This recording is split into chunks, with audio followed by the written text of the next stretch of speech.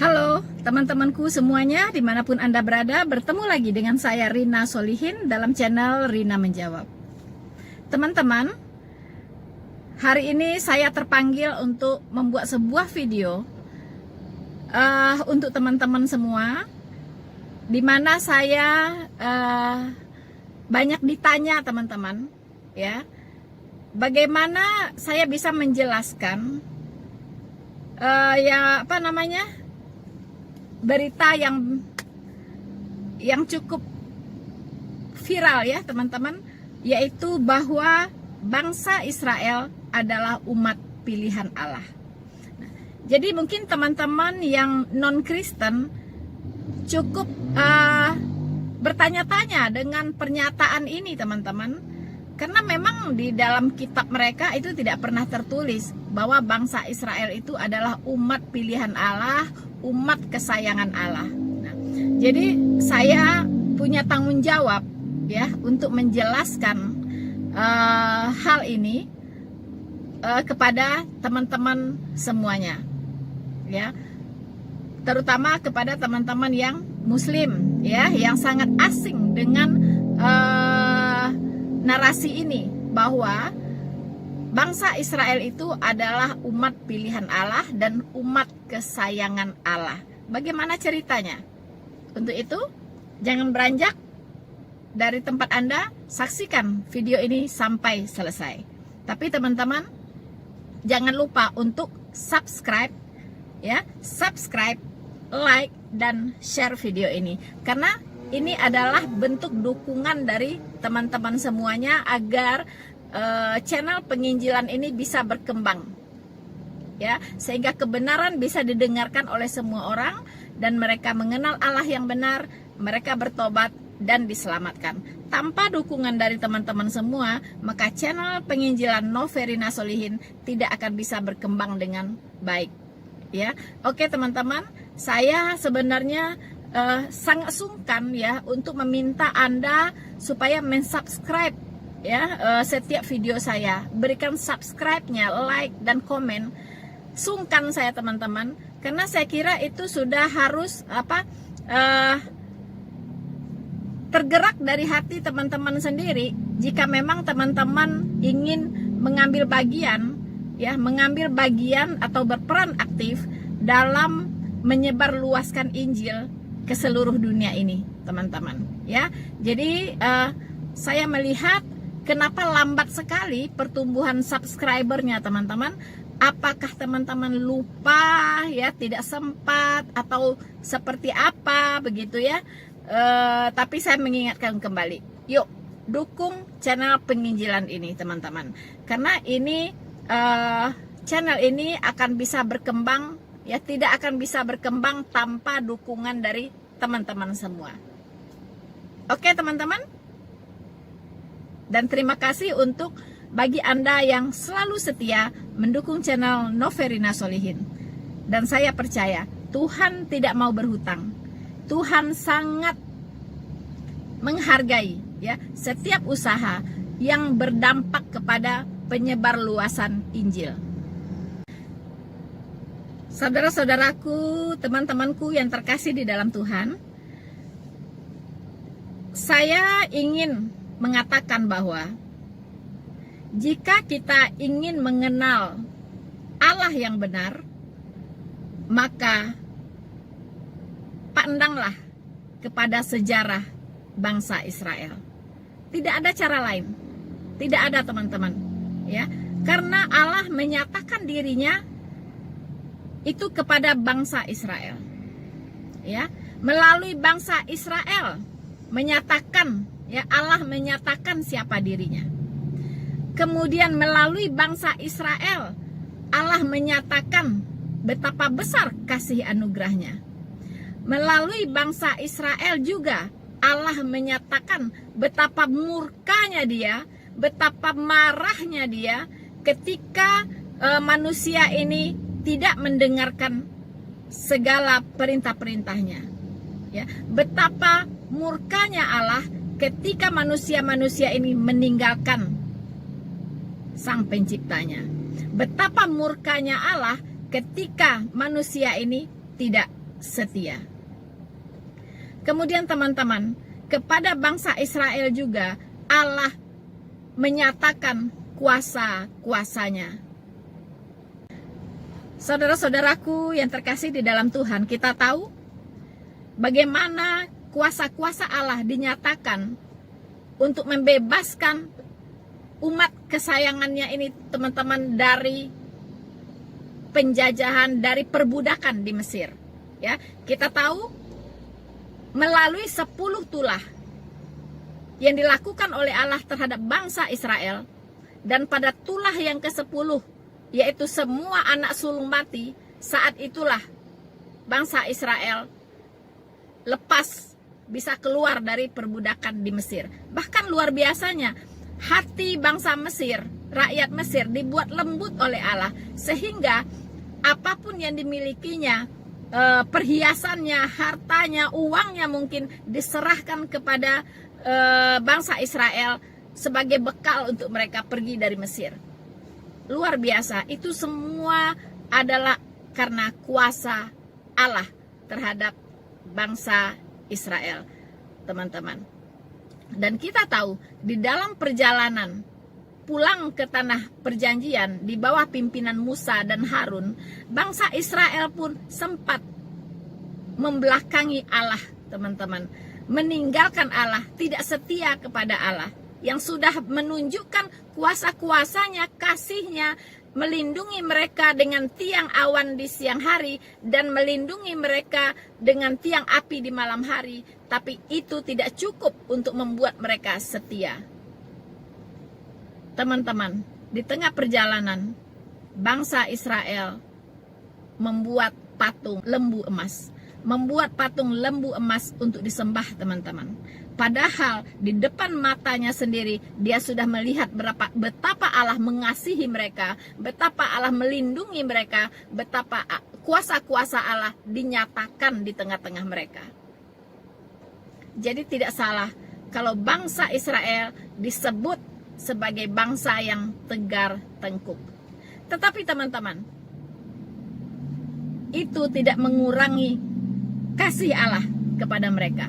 Itulah biasanya, itulah luar biasanya. Mengapa teman-teman? Karena Allah itu setia dengan janji-janjinya. Teman-teman, semua itu ya, yaitu kasihnya, murkanya, kuasa-kuasanya, otoritasnya, dan kesetiaannya dinyatakan di dalam perjalanan panjang kehidupan kerohanian bangsa Israel. Kalau kita bicara tentang bangsa Israel, teman-teman, sulit rasanya kalau kita tidak berbicara tentang perjalanan rohani bangsa Israel. Ya, sulit rasanya kalau kita tidak membicarakan fakta-fakta bangsa Israel yang tercatat di dalam Alkitab. Ya, jadi kalau ada yang menghimbau, jangan bicara dari sisi agama, cukup bicara dari sisi sejarahnya saja. Tidak bisa, tidak bisa. Seperti apapun kita berbicara tentang sejarah bangsa Israel, pasti lari-larinya lagi ke dalam Alkitab, teman-teman. Ya, pasti ujung-ujungnya larinya ke dalam Alkitab. Tidak bisa menghindar, ya. Kita tidak bisa menghindar dari kita tidak bisa menghindar dari fakta-fakta ya perjalanan bangsa Israel di Alkitab. Teman-teman, khususnya dalam perjalanan kehidupan rohani bangsa Israel. Karena semua apa yang terjadi dengan bangsa Israel dulu dan hari ini bersumber dan bermuara kepada hal-hal rohani. Ya. Saya ulangi, semua yang dialami oleh bangsa Israel dahulu dan hari ini semua bersumber dan bermuara kepada hal-hal rohani. Makanya saya katakan sulit untuk kita memisahkan antara sejarah bangsa Israel dengan Alkitab. Tidak bisa. Ya, itu sejalan, teman-teman. Teman-teman boleh lihat, ya. Ketika orang berusaha berbicara fokus kepada sejarah bangsa Israel, pasti sengaja atau tidak sengaja akan mengutip-ngutip ayat yang berbicara di Alkitab tentang bangsa Israel. Ya, jadi tidak bisa dipisahkan antara sejarah bangsa Israel dengan Alkitab. Teman-teman, sebagai seorang apologet Kristen, tentunya ketika saya membicarakan bangsa Israel, landasan atau standar yang saya pakai itu adalah Alkitab. Ya, bukan yang lain. Dalam kesempatan ini, saya akan memfokuskan untuk menjawab satu pertanyaan dari banyak teman-teman, yaitu apa maksudnya bahwa bangsa Israel itu adalah umat pilihan Allah.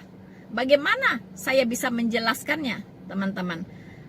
Teman-temanku yang terkasih di dalam Tuhan, bukan saya yang menjelaskannya, tetapi biarlah Alkitab, firman Tuhan sendiri yang akan menjelaskannya kepada teman-teman. Ada beberapa fakta tentang Israel menurut Alkitab, tapi dalam kesempatan ini saya hanya akan berbicara satu saja, ya. Yang lainnya next video, teman-teman. Ya, yaitu fakta bahwa bangsa Israel adalah umat pilihan Allah dan umat kesayangan Allah.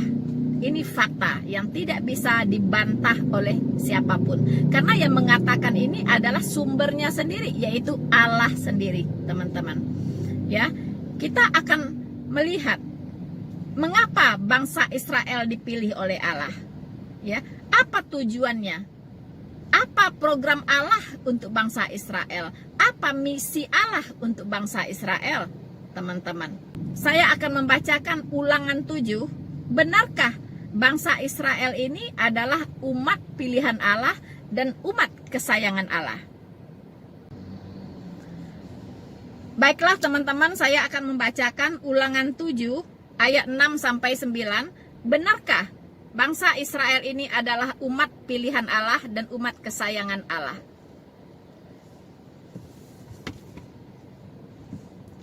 Sebab engkaulah umat yang kudus bagi Tuhan Allahmu. Engkaulah yang dipilih oleh Tuhan Allahmu dari segala bangsa di atas muka bumi untuk menjadi umat kesayangannya. Jadi keputusan dari Allah sendiri, ya. Mengapa Allah memilih bangsa Israel itu adalah atas otoritas Allah sendiri, teman-teman. Ayat 7, bukan karena lebih banyak jumlahmu dari bangsa manapun juga, maka hati Tuhan terpikat olehmu dan memilih kamu. Bukankah kamu ini yang paling kecil dari segala bangsa? Teman-teman,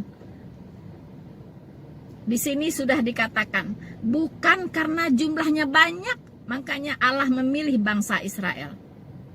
Ya, bukankah kamu ini yang paling kecil dari segala bangsa? Ini fakta Alkitab, teman-teman, dan digenapi oleh bangsa Israel. Bahwa bangsa Israel adalah bagian kecil saja jika dibandingkan dengan semua bangsa yang ada di bumi ini. Di tengah-tengah bangsa yang begitu besar di bumi ini, bangsa Israel itu adalah bangsa yang paling kecil, teman-teman. Tetapi karena Tuhan mengasihi kamu dan memegang sumpahnya yang telah diikrarkannya kepada nenek moyangmu, maka Tuhan telah membawa kamu keluar dengan tangan yang kuat dan menebus engkau dari rumah perbudakan, dari tangan Fir'aun, raja Mesir. Teman-teman, jadi Allah terikat janji dengan nenek moyangnya bangsa Israel. Ya, siapa nenek moyang bangsa Israel? Yaitu Abraham, Ishak, dan Yakub. Janji apa? Yaitu janji berkat, teman-teman. Janji berkat. Janji berkat apa? Semuanya. janji berkat materi maupun janji berkat non materi, yaitu keselamatan.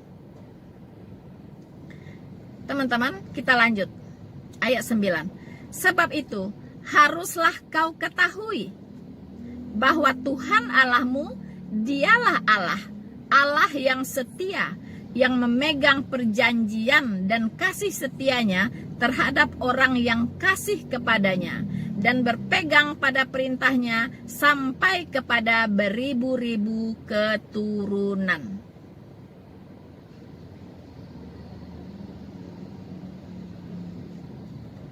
Saya tambahkan ayat 10. Tetapi terhadap diri setiap orang dari mereka yang membenci dia, catat, tetapi terhadap diri setiap orang yang membenci dia, ia melakukan pembalasan dengan membinasakan orang itu. Ia tidak bertangguh terhadap orang yang membenci dia. Ia langsung mengadakan pembalasan terhadap orang itu. Teman-teman, tadi saya katakan bahwa dalam perjalanan kehidupan kerohanian bangsa Israel, kasih Tuhan dinyatakan, kesetiaan Tuhan dinyatakan, tapi murka Tuhan juga dinyatakan. Teman-teman, berkali-kali bangsa Israel dimurkai oleh Tuhan.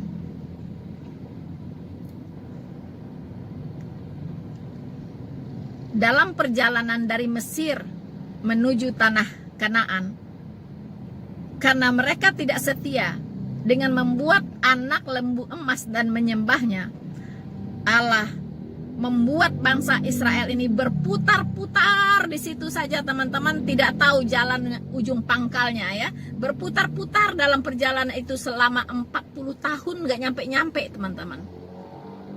Tidak nyampe-nyampe 40 tahun dalam perjalanan, bayangkan. Ya, kalau ada bayi lahir udah umur 40 baru nyampe ke tanah Kanaan, teman-teman. Kalau di perjalanan itu ada orang yang berumur 50 tahun mungkin sudah mati dalam perjalanan itu, nggak nyampe-nyampe. Itulah hukuman Tuhan terhadap ketidaksetiaan bangsa Israel, teman-teman. Tetapi ketika mereka kembali kepada Allah, dan Allah pun mengasihi mereka. Karena tadi Allah itu setia terhadap janji-janjinya yang sudah diikrarkan terhadap nenek moyang bangsa Israel, yaitu Abraham, Ishak, dan Yakub. Kalau kita membaca apa yang tercatat tentang bangsa Israel di Alkitab, kita melihat satu lingkaran, teman-teman, ya, satu lingkaran perjalanan hidup kerohanian bangsa Israel. Dan saat ini ketika mereka mengalami penolakan dari banyak bangsa, ya, ketika mereka dihujat oleh banyak bangsa, itu mengulang kembali sejarah mereka, teman-teman. Ya, kita bisa lihat di Ulangan 7. Saya akan bacakan bahwa ini adalah pengulangan sejarah apa yang terjadi hari ini, teman-teman. Saya bacakan Ulangan 7, ya. Ulangan 7 ayat 1 sampai 2. Ini bagaimana bangsa Israel juga pernah dikeroyok oleh banyak bangsa, teman-teman, ya. Dimusuhi oleh bangsa-bangsa yang di sekitar dia. Begitu. Nah, saya bacakan ayat 1-nya. Apabila Tuhan Allahmu telah membawa engkau ke dalam negeri kemana engkau masuk untuk mendudukinya, dan ia telah menghalau banyak bangsa dari depanmu, yakni orang Het, orang Girgasi, orang Amori, orang Kanaan, orang Feris, orang Hewi, dan orang Yebus, 7 bangsa yang lebih banyak dan lebih kuat daripadamu. dan Tuhan Allahmu telah menyerahkan mereka kepadamu sehingga memukul mereka kalah. Teman-teman, ternyata Tuhan Allah itu memperlakukan Israel masih sama ya, seperti sebelum-sebelumnya teman-teman ya. Ketika bangsa-bangsa lain mengeroyok bangsa Israel, memusuhi bangsa Israel, yang turun tangan itu ternyata Allah sendiri ya, bukan Israel sendirian begitu. Tuhan membantu mereka melenyapkan, mengalahkan bangsa-bangsa yang menyerang Israel. Nah, karena Tuhan berkata, jadi siapa yang mengutuk Israel akan dikutuk, siapa yang memberkati Israel akan diberkati. Dan ini, janji ini betul-betul dipegang oleh Tuhan, teman-teman. Nah, saudara-saudaraku yang terkasih di dalam Tuhan, jika Allah sudah memilih Israel dan sangat mengasihi Israel, mana mungkin Allah berkata lagi, tumpas Israel, musnahkan Israel, habisi Israel. Pastikan itu tidak bersumber dari Allah yang sama, Allah yang mengasihi bangsa Israel di Alkitab. Karena saya selalu mengatakan bahwa Allah belum selesai dengan bangsa Israel. Masih ada janji Allah yang harus dipenuhi untuk bangsa Israel, yaitu janji keselamatan. Jadi tidak akan mungkin bangsa Israel bisa dihabisi, tidak akan mungkin bangsa Israel bisa dipunahkan dari muka bumi ini, teman-teman. Itu sebuah angan-angan kosong yang tidak pernah akan terwujud. Teman-teman, adapun alasan Allah untuk memilih bangsa Israel, tentunya Allah punya misi dan visi ya terhadap bangsa Israel, yaitu misi penyelamatan. Teman-teman, ketika Adam dan Hawa jatuh ke dalam dosa, Allah langsung menjanjikan Sang Juru Selamat untuk menyelamatkan umat manusia dari dosa-dosa mereka, untuk menyelamatkan umat manusia dari penghukuman kekal, yaitu neraka. Sebelum Juru Selamat itu datang, Tuhan sudah memberikan tanda-tanda atau ciri-ciri dari Sang Juru Selamat. Itu tidak kurang dari 300 nubuatan ya tentang Juru Selamat yang akan datang itu, atau Mesias yang akan datang itu, teman-teman. Khusus di kitab Yesaya itu syarat dengan nubuatan tentang Mesias yang akan datang. Teman-teman, sebelum Mesias itu datang, bangsa Israel ditetapkan oleh Allah untuk menjadi imam di muka bumi ini, yaitu sebagai tiang penopang dan dasar kebenaran. Artinya, jika orang ingin mengenal Allah yang benar, maka pandanglah Allahnya bangsa Israel. Ya. Sebelum Sang Mesias itu datang, teman-teman, Allah memerintahkan dulu untuk melakukan ibadah simbolik ritualistik jasmaniah yang punya makna mengimani akan Juru Selamat yang dijanjikan tersebut, teman-teman. Ya, melakukan ibadah simbolik ya tentang Juru Selamat dan karyanya sebelum Juru Selamat itu sendiri datang. Yaitu salah satunya dengan cara ibadah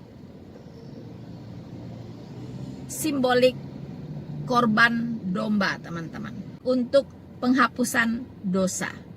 Dengan cara melakukan ibadah korban domba sebagai ibadah penghapus dosa, bangsa Israel harus menjaga ibadah ini sampai Sang Juru Selamat itu datang. Jadi bangsa Israel diberi tanggung jawab untuk memelihara ibadah ini dari keturunan kepada keturunan berikutnya. memelihara ibadah ini secara turun-temurun sampai juru selamat yang dijanjikan itu datang. Teman-teman,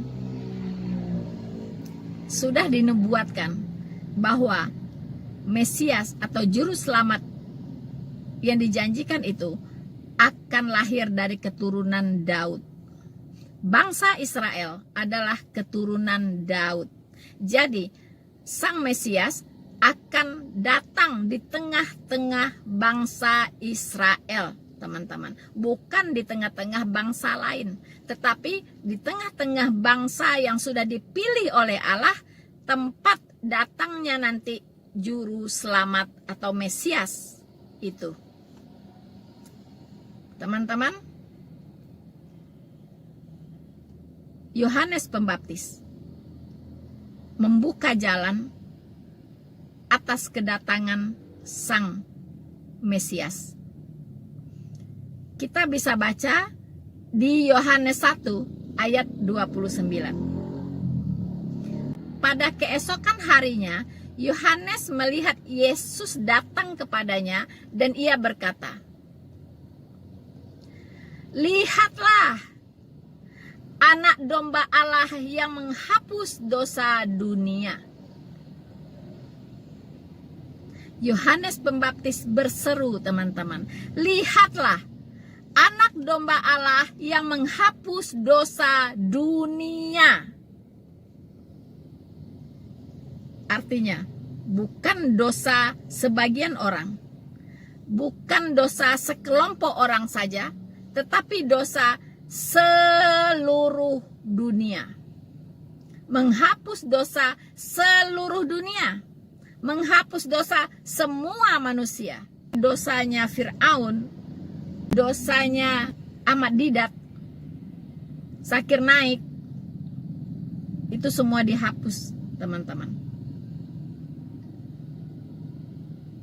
Ya, Tuhan Yesus datang untuk menghapus dosa dunia. Jadi Tuhan Yesus datang bukan hanya untuk bangsa Israel, tetapi untuk seluruh dunia. Tuhan Yesus mau menyelamatkan seluruh manusia dari hukuman dosa. Terpulang kepada manusia tersebut, apakah dia mau menerima atau tidak? Teman-teman, bangsa Israel menolak Sang Mesias. Karena itulah sejarah kembali berputar.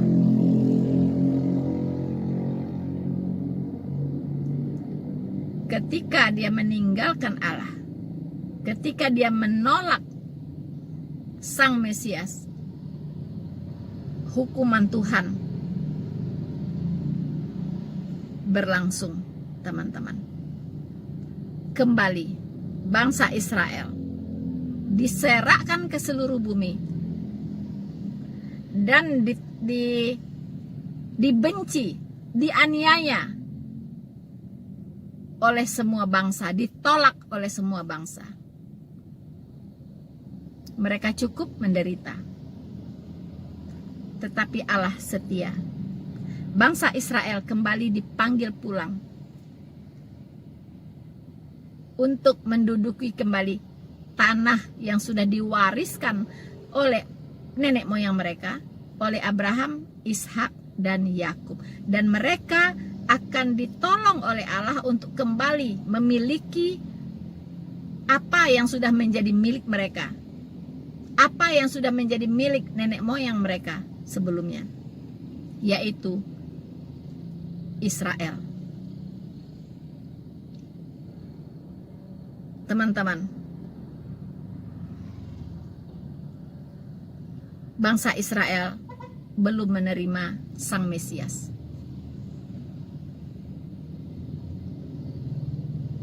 Akan tiba saatnya bangsa Israel akan dikeroyok kembali oleh banyak bangsa.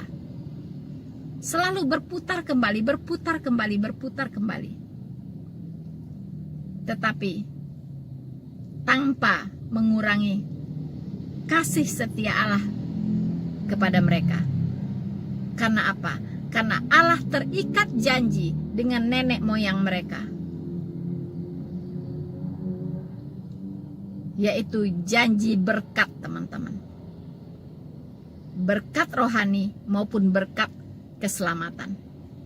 Jadi jangan heran bangsa Israel sangat memberkati bangsa-bangsa lain. Ya, kita dunia ini, bangsa-bangsa lain di dunia ini berhutang kepada bangsa Israel, bukan sebaliknya. Ya. Apa hutangnya? Yaitu kemajuan peradaban itu dihasilkan oleh orang-orang Israel.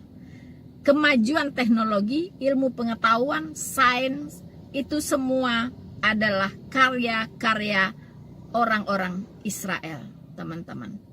Jangan heran, karena memang itu adalah janji berkat dari Allah untuk mereka.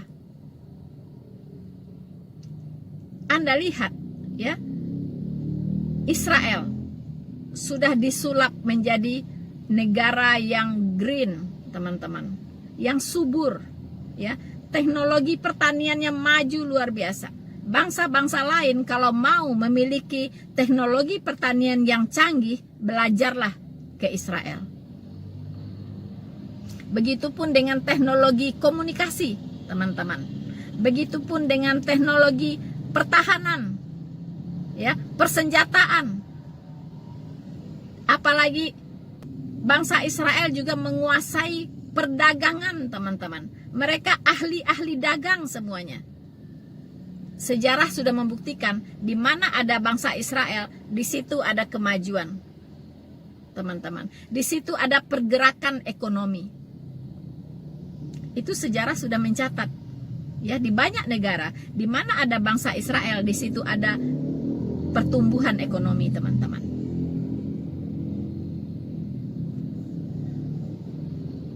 Teman-teman, jadi mengapa Allah memilih bangsa Israel? Karena ada misinya, yaitu misi penyelamatan. Ya, bangsa Israel dijadikan sebagai imam, sebagai tiang penopang dan dasar kebenaran.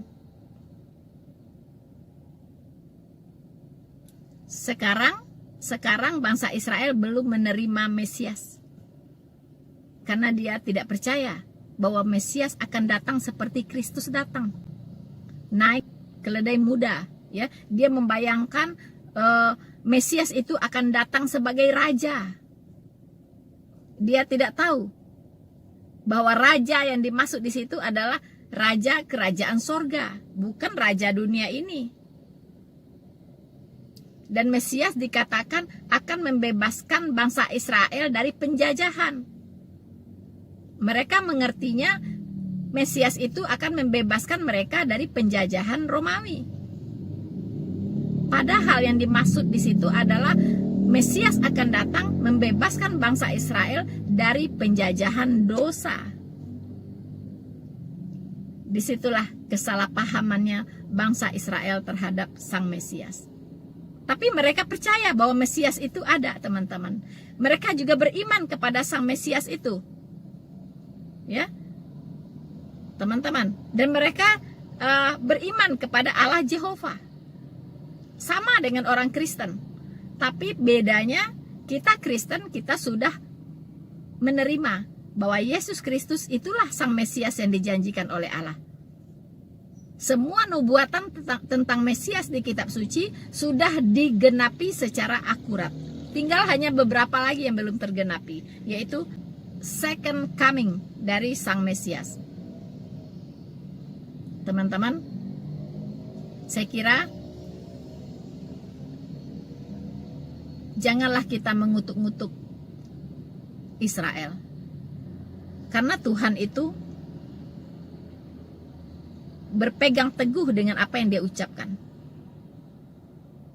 Siapa yang mengutuk Israel akan dikutuk, siapa yang memberkati Israel akan diberkati. Kalau bangsa kita mau diberkati, berkati Israel. Sekian dari saya. untuk kali ini teman-teman. Dan saya berharap sekali lagi teman-teman jangan lupa untuk subscribe ya, dan dukung channel penginjilan ini teman-teman. Ya, jangan pelit-pelit hanya untuk menekan tombol subscribe dan like. Toh gratis, tidak usah bayar teman-teman ya. Tapi itu adalah bentuk kepedulian Anda terhadap Injil, terhadap penyebaran Injil. Oke, teman-temanku semuanya, sekian dulu dari saya tentang pembahasan kali ini. Dan sekali lagi saya katakan jangan lupa untuk like, subscribe, dan share video ini. Tuhan Yesus memberkati kita semua. Semakin diserang, semakin terang benderang. Maranatha.